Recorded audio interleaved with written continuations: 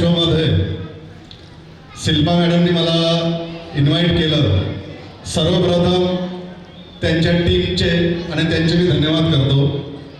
आज वर्ध्यासारख्या ठिकाणी त्यांनी जो एवढा मोठा शो जो सर्व कलाकारांचे टॅलेंट बाहेर काढण्यासाठी ठेवलेला आहे, अतिउत्तम बाब आहे.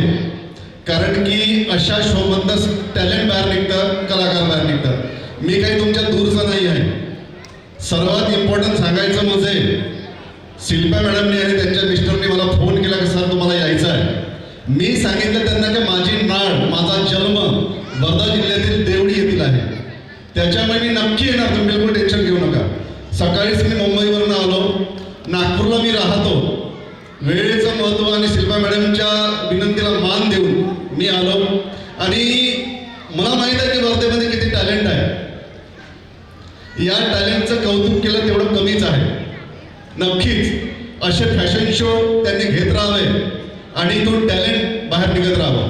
आज अत्यंत खुशीचा दिवस आहे आणि या दिवशी मी जवळपास 2 ते 2.5 महिने वर्धा शहरामध्ये नाही तर वर्धा जिल्ह्यातील पूर्ण गावामध्ये फिरलो. कारण की मी तर जवळपास 10-15 पिक्चर याच्यापूर्वी बनवलेले आहे. कदाचित तुम्हालाही कल्पना असेल, 2000 पासून तर 2025 पर्यंत 13 ते 14 पिक्चर मी बनवले आणि 6 ते 7 पिक्चर मी स्वतः प्रोड्यूस केलेले आहेत. आज या चित्रपटाचे को प्रोड्युसर श्री यशवंती भांडेकर इथं उपस्थित आहेत. फार त्यांचं सहकार्य लाभलेलं आहे. आणि या चित्रपटाला प्रोड्युसर म्हणून जे काम पाहिलेलं आहे ते आहेत उमेशजी महेशकर. आणि या चित्रपटाचा मी एज अ डायरेक्टर आज तुमच्या समोर उपस्थित आहे. श्री तोतलाजी त्यामध्ये कलाकार म्हणून त्यांनी एका वडिलाची भूमिका केलेली आहे. अजय राठोडनी एक विलनचं कॅरेक्टर केलेलं आहे आणि शिल्पाजीने सुद्धा त्या चित्रपटामध्ये त्यांची सुद्धा एक महत्त्वाची भूमिका आहे.